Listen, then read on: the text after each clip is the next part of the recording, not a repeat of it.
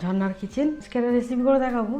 আজকে করব গুড়ের মালপোয়া। কিভাবে বানায় দেখতে থাকুন, শুরু থেকে শেষ পর্যন্ত ভিডিওটা দেখতে থাকুন। চলুন দেখ। এখানে মালপোয়া বানানোর জন্য এখানে নিয়েছি চাল গুঁড়ো, কেনা চাল গুঁড়ো 1 বাটি। আর এখানে নিয়েছি হাফ বাটি সুজি নিয়েছি, এই বাটিতে ভিজিয়ে রেখে দিয়েছি 2 ঘন্টা। আর এর মধ্যে এই চামচা দিয়ে 4 চামচা মতো চিনি দিয়ে দিয়েছি, ভালোভাবে ভিজে গেছে। আর এখানে নিয়েছি অল্প মৌরি, আর এখানে নিয়েছি হাফ গ্লাস দুধ, আর এখানে নিয়েছি গুড়ের করব। গুড় যতটা লাগবে দেবো। আর ময়দা নিয়েছি, এই বাটি মাপে ময়দাটা নেবো, এখানে দিয়ে দেবো চাল গুঁড়োটা। এই মাপেই ময়দাটা নিয়ে নেবো, 1 বাটি ময়দা নিয়ে নিলাম। মুড়িটা দিয়ে দেবো, অল্প সামান্য নুন দেবো, একদম সামান্য। ভালো করে মিশিয়ে নেবো। এবার এই সুজি আর চিনিটা ভেজানো আছে দিয়ে দেবো, ভালো করে মিশিয়ে নেবো। এখানে গুড় দেবো, গুড়টা দিয়ে দিলাম। এবার দুধ দেবো, ভালো করে মিশিয়ে নেবো।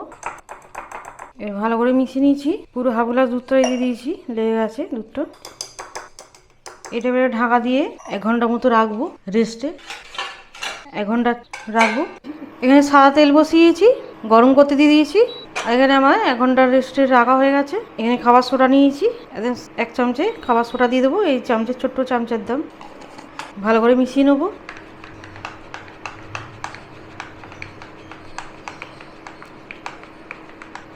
খুব বেশি ঘনও হয়নি, খুব বেশি পাতলাও হয়নি, এরকম হবে। ভালো করে সব মিশিয়ে নিয়েছি। তেলটা আমার গরম হয়ে গেছে, দিয়ে দেবো। 4টে করে দিয়ে ভেজে নেবো। কত সুন্দর ফুলছে। এবার একবার করে উল্টে দেবো। এখানে আমার ঘর ঝাড় দিতে এসছে রোবট, ভ্যাকুম ক্লিনার রোবট। ঝাড় দিচ্ছে, মুছছে, কিচেনে চলে এসছে পরিষ্কার করতে। ঝাড় দিয়ে মুছে দেয়, প্রথমে ঝাড় দেয় তারপরে মুছে।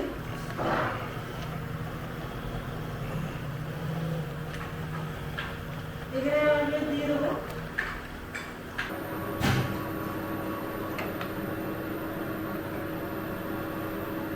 দিয়ে দেবো। চাটি করে দিয়ে করছি।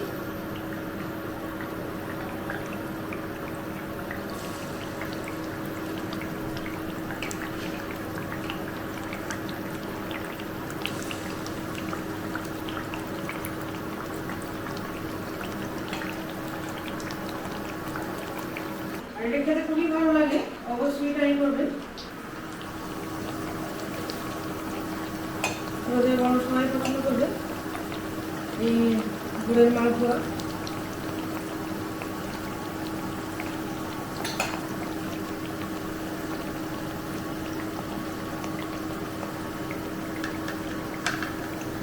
এখানে ঘর ডাইনিং টেবিল এখানে সব মোটা হয়ে গেছে, বারান্দার মোটা।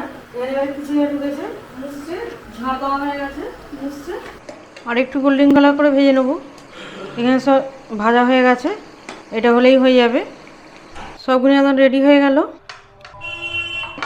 একদম রেডি মালপোয়া গুড়ের। আমার রেসিপি ভালো লাগলে বন্ধুদের শেয়ার করবে, লাইক করবে আর সাবস্ক্রাইব। কত সুন্দর হয়েছে, জালিদার নরম তুলতুলে, কত সুন্দর হয়েছে।